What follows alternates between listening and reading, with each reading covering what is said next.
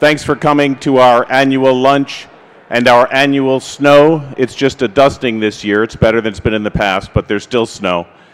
I'm Larry Gresser. I'm the board chair of New York Lawyers for the Public Interest, or NYLPI, as we call it. We're working on the name.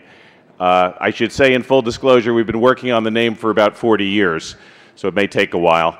Back in 2007, I wandered into my first NYLPI board meeting, not really knowing what to expect, and one of our extraordinarily earnest staff members gave a presentation about a group of children that NYLPI was helping. These were children with developmental disabilities, and they were being housed in just appalling conditions, including at least one child in a cage, believe it or not. That story stuck with me. NYLPI rescued the children, got them out of their bad conditions and into appropriate housing conditions, and I was hooked. Personally, I was hooked. Ever since then, when I've been tempted to buy something that I don't really need, an image pops into my head of a kid in a cage, and I dig a little deeper to help this organization. That's a classic NYLPI story. You'll hear a lot today about NYLPI, often in partnership with you all, the law firms and companies in attendance tonight, this afternoon, helping real people solve real problems that just shouldn't exist, the sort of thing that makes you say, well, that can't be right. Including hundreds of thousands of New Yorkers who weren't able to get their prescriptions translated into their language until NYLPI intervened. Thousands of women in the North Bronx who were going to lose their only maternity ward until NYLPI intervened.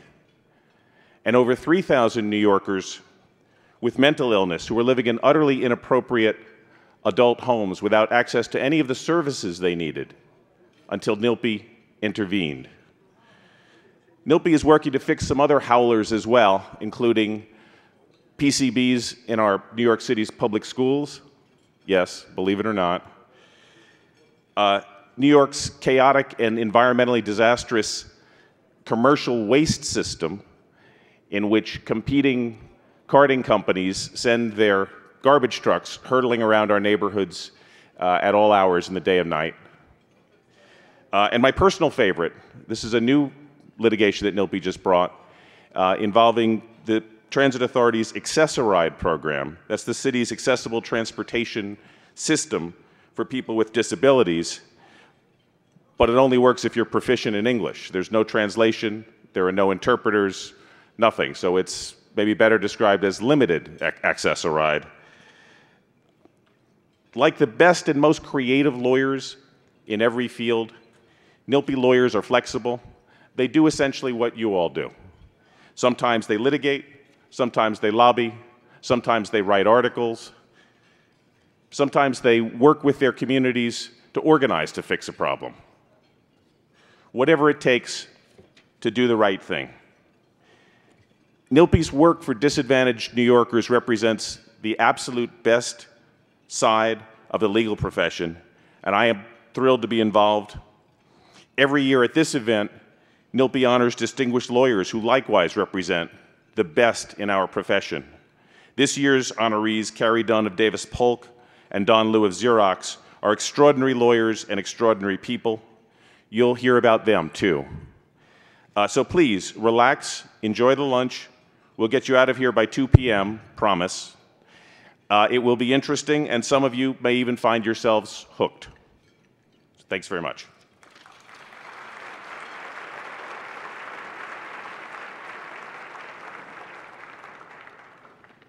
Good afternoon. I'm McGregor Smythe, the Executive Director here at New York Lawyers for the Public Interest, and thank you for braving yet another winter storm that apparently is a new Law and Society tradition. I wanted to start by talking about the impact of your presence here today. We first met Thomas in the acute care ward of a hospital in Brooklyn. Born in Barbados, Thomas is 66, and he suffers from end-stage renal disease. He gets dialysis 3 times a week. He can't work, feels weak, and he's unable to enjoy many of daily life activities. Because of his immigration status, he's not able to get full health insurance. And because he's limited only to emergency coverage, that has trapped him in this hospital ward for 2 solid years, unable to pay for care in a community setting that would be better for him, better for the system, and better for his health. His own doctors actually called our office for help. Now, Thomas had never met with an immigration attorney before, and as our team got to know him, we quickly developed a plan. 14 years ago, Thomas had been viciously attacked in an armed robbery in Brooklyn. He helped the police to find and prosecute the person who was responsible, and his courage in standing up for himself all of those years ago actually made him eligible for a special immigrant visa. That visa, in turn, would make him eligible for full Medicaid and all of the wonderful health care benefits that come with that. And he had also been eligible for this entire time, for all 14 years, including 2 that he was trapped in this hospital. So we worked closely with law enforcement to put together all of the documentation required and to make the case and file for the visa application. Just a few weeks later, Thomas qualified for full Medicaid, and armed with that, the hospital soon found him a placement in a caring nursing home, where today Thomas is healthier and much happier than he was before we met him. Now, in the next year, we are working with doctors and hospitals and community health centers across the city to make sure that people like Thomas have meaningful access to health care that they need and deserve. And Thomas's story, of course, is only a snapshot of the wide range of services that we provide at New York Lawyers for the Public Interest. And the most important part is that we always do it in close partnership with all of you. So welcome to the 22nd Annual Law and Society Awards Lunch. We are here to celebrate Carrie and Don for their leadership. And we at NYLPI celebrate them for the true partnership that we have built over the past few months. They join an esteemed group of past honorees, 6 of whom are actually with us here today. So it's a special treat to welcome Evan Chesler, Zach Carter, Evan Davis, Bob Fisk, Gary Naftalis, and Steve Reese.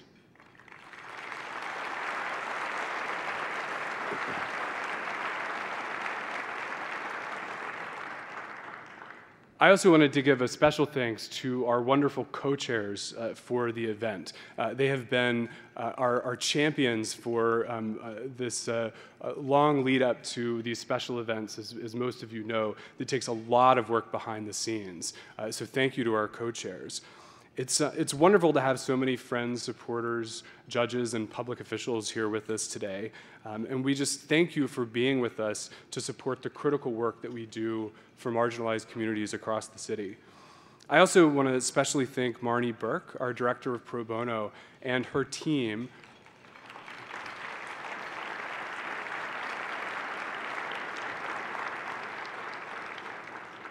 for their energy and leadership in linking both our client communities, but also our sister organizations with all of you to provide the legal services that these groups so desperately need. I encourage you to call them to get more involved in our pro bono program. I promise you that the work will inspire you and pay you back in ways that you could never imagine. I also want to have a special thanks to our incredible development team, led by Isabella Ochoa.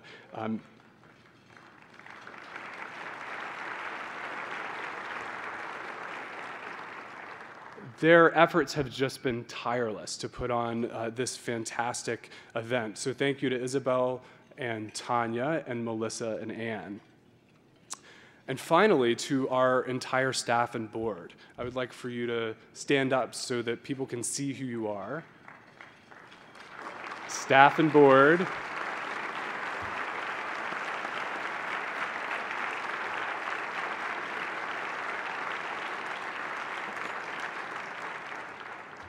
Your dedication and passion inspire me and so many others every day. Finally, I want to talk about the clients and community partners that we have in the room. From our North Central Bronx Hospital campaign, we have Eileen and Yvonne. If you could stand up, please. And from our adult homes case, we have Taria and Ilona, who are also in the room. These are our brave and strong partners in our collective fight for justice, and you're about to see their stories up on the screen. You're going to see how our communities define our work. They tell us that they need more than a legal emergency room because they face systemic problems that traditional legal work simply can't solve. You'll also see how their struggles for justice demand creative solutions. And that's why we use every tool available: litigation, community organizing, policy advocacy, and deep pro bono partnerships to make sure that we achieve the goals of the communities that we serve. Most of all, you'll see how our vibrant partnerships across different communities and with each of you achieve justice through community power. So thank you, and please enjoy the video.